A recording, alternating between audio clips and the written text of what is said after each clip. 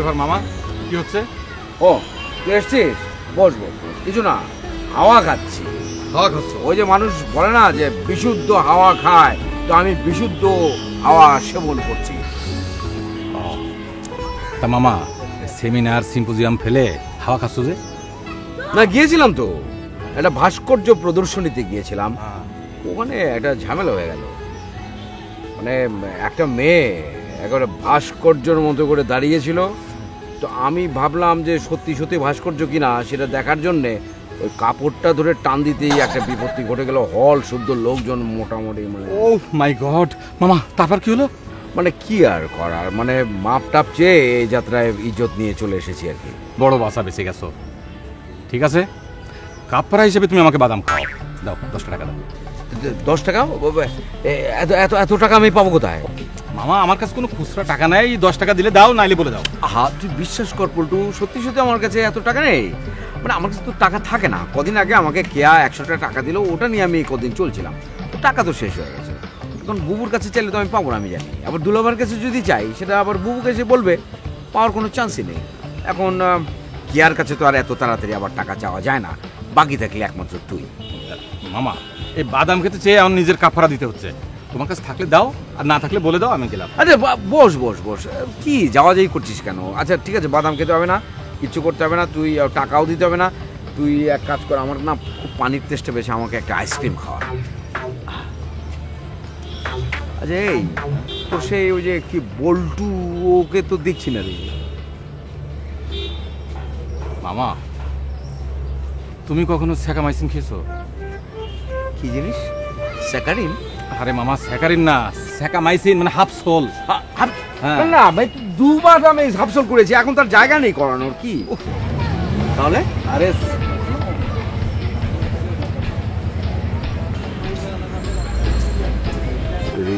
কি হলো রে? ও তোর সঙ্গে মানে? মামা, তোর খালাতো ভাই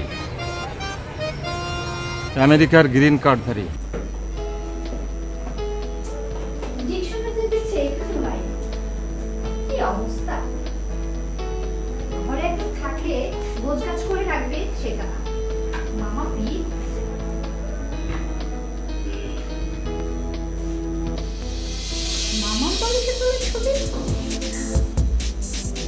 ছবি এখানে কেন?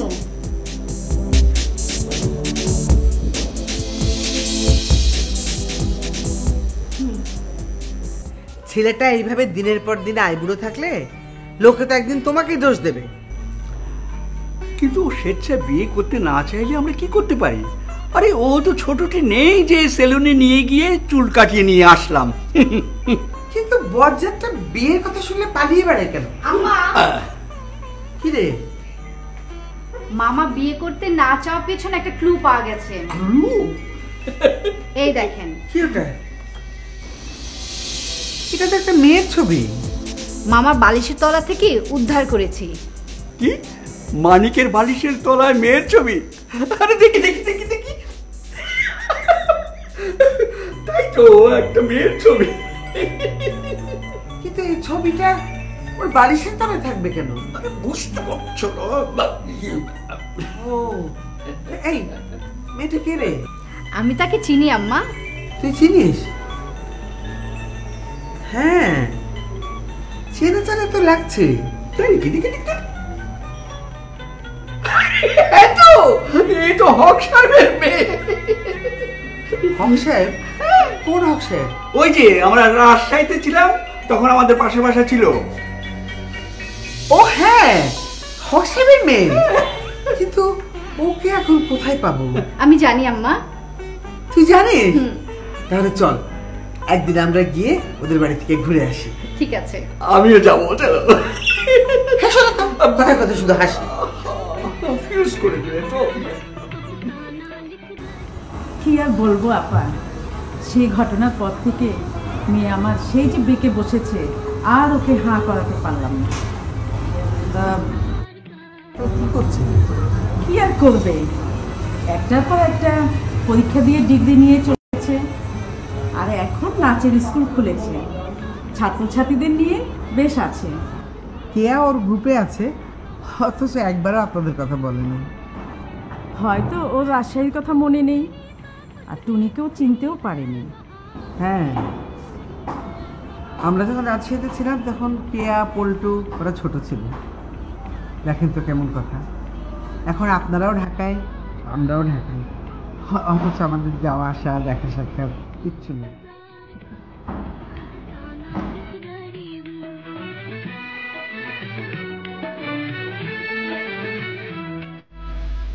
কি বলো তুমি?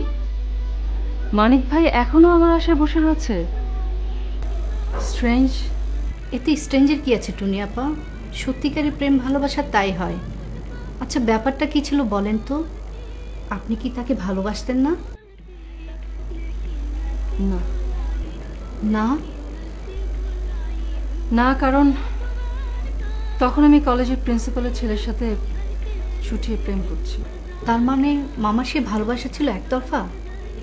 এখন বুঝতে পেরেছি। আসলে জানেন, আমার মামাটা না ভীষণ বোকা। ঠিক বললে না, এ ধরনের মানুষদেরকে বোকা বলে না, এরা হচ্ছে সহজ সরল মানুষ। তোমার মামা অত্যন্ত ভালো প্রকৃতির একজন মানুষ, আমি মানছি। তার মতো মানুষকে ধোঁকা দেওয়াটা আমার জন্য অন্যায় হচ্ছে। কিভাবে ধোকা দিলেন? উনি ছিলেন আমার 2 বছরের সিনিয়র। পাশাপাশি বাড়িতে ছিলাম বলে হালকা চেনা জানা ছিল।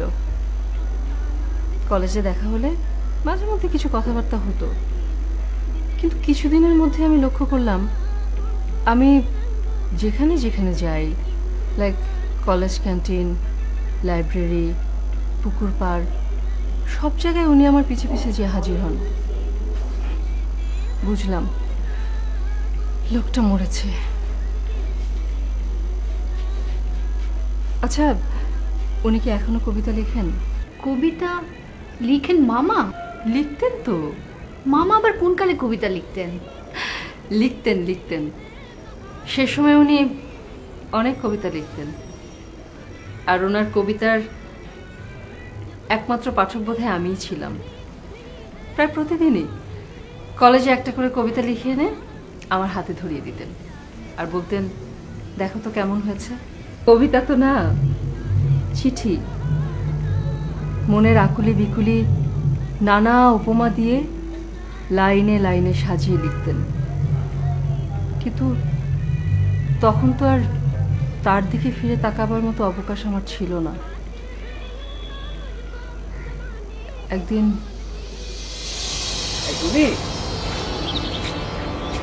জি ভালো আছো? জি ভালো আছি। কবিতা দেবেন? মানে এতদিন ধরে তো তোমাকে কবিতা দিয়ে যাচ্ছি, তুমি ভালো মন্দ কোনো কিছুই তো বলছো না।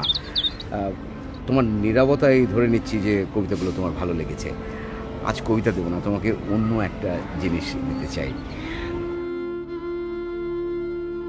একটা ফুল এনেছি, নেবে? আম্মু আইসক্রিম খাবো।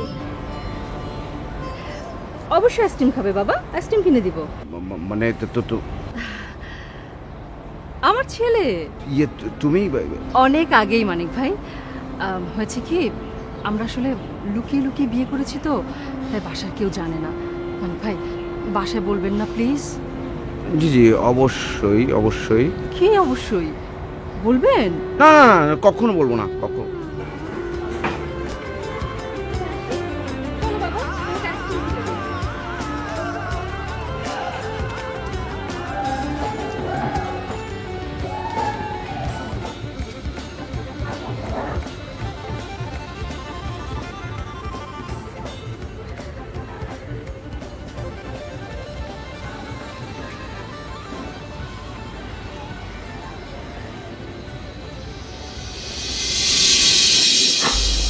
তারপর থেকে ওনাকে আর কোনোদিন কলেজে দেখা যায় না। সম্ভবত কলেজ বদল করেছিলেন। এর কিছুদিন পর তো তোমরা ঢাকায় চলে আসো। কিন্তু সে বাচ্চাটা? আমার এক বান্ধবীর বোনের ছেলে, শিখিয়ে এনেছিলাম। কি করব বলো, তোমার মামা যেভাবে মজে গিয়েছিলেন, তাকে ফেরানো ছাড়া তো আমার কোনো উপায় ছিল না। কিন্তু এখন বুঝি কাজটা করা আমার ঠিক হয়নি। তাই মাঝে মধ্যে মনে হলে ভীষণ অনুশোচনায় ভুগি। কিন্তু আপনার সে প্রিন্সিপালের ছেলে 4 বছর প্রেম করার পর বেটা তার বাবার পছন্দ অনুযায়ী এক বিরাট ব্যবসায়ীর মেয়েকে বিয়ে করে ঢাকায় চলে আসে। তখন তোমার মামাকে আমি অনেক খুঁজেছি, কিন্তু কোথাও পাইনি। তোমার মামাটা সত্যি বড় ভালো লোক ছিলেন। ছিলেন না, এখনো আছেন। এখন 2 প্রত্যাখ্যিত মিলে জীবনের একটা মানে দাঁড় করাবেন কি? কিন্তু উনি কি আমাকে ক্ষমা করবেন? সে ভার আমার উপরে ছেড়ে দিন।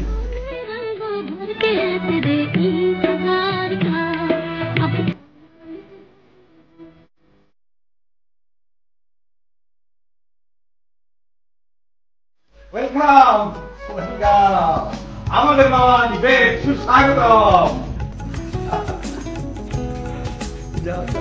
এই কি ইয়ার কি করছিস নাকি আমার সঙ্গে? না না মামা, ইয়ার কি না, কংগ্রাচুলেশন মামা। কংগ্রেচুলেশনস কেন? কেন, তোমার জন্মদিনের? Happy birthday to you. এই বাবা, আমার তো আজকে জন্মদিন না। আজকে কত তারিখ রে? 8ই নভেম্বর। না না, 8ই নভেম্বর তো আমার জন্মদিন না। আমার জন্মদিন হচ্ছে 1 এপ্রিল। সেই কারণে আমাকে বোকা বানাচ্ছিস না? ভুল। বোকা নাই মামা। মামা, আজ আম্মা সবার জন্ম তারিখ হিসাব করছিল। তোমার জন্ম তারিখটা দেখতে গিয়ে দেখে যে তুমি যে তারিখটা তোমার জন্মদিন হিসেবে পালন করো সেটা তোমার জন্ম তারিখ নয়। তার মানে তাহলে আমি দাঁড়া, বুবু বুবু। আরে বুবুকে ডেকে কি হবে? তুমি যে জন্মসালটা জানো সেটাও কিন্তু ঠিক নয় মামা। চোর দিয়ে না একদম দাঁত ফেলে দেবো। ইয়ার কি করছিস আমার সঙ্গে? না আচ্ছা ঠিক আছে, হঠাৎ করে এই ডেটটা জানতে পারলাম তো, তাই তোমার জন্য বেশি আমরা সেলিব্রেট করতে পারলাম না আর কি। তাই ছোটখাটো একটা আয়োজন করেছি মামা। ও, কি আয়োজন করেছিস? তুই তো নাচবি তাই তো?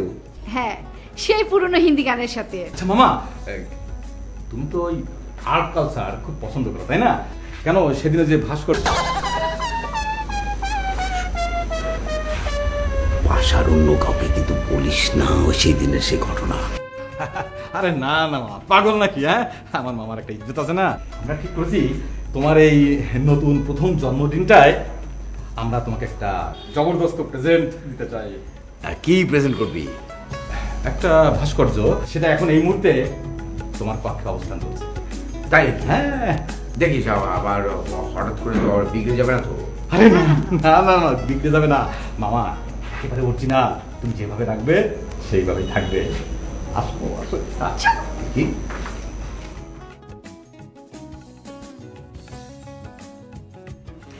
কি রে, ঘর তোর সব অন্ধকার করে রেখেছিস কেন? মামা, এই নাও তোমার নতুন জন্মদিনের গিফট। আরে এ তো দেখছি আবক্ষ নারী মূর্তি। তো ঘুমটা দিয়ে রেখেছিস কেন? অবগুণ্ঠনটা তুমি উন্মোচন করবে বলে। সত্যিকারের ভাস্কর্য তো। হ্যাঁ মামা, সেটা তুমি পরখ করে দেখো না। অকেশনটা সেলিব্রেট করতে আমি একটা নাচ করি।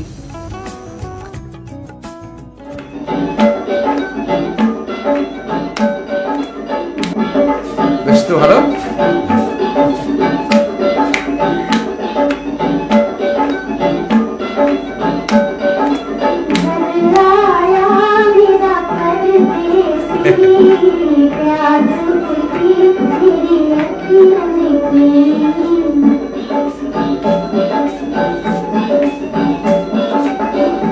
বাহ,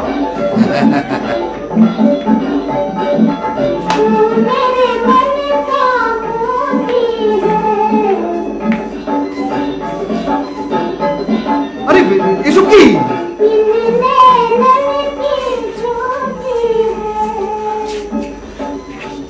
তোমার পছন্দ হয়েছে মামা? মানে কি করে? উনি তো আগে হ্যাঁ?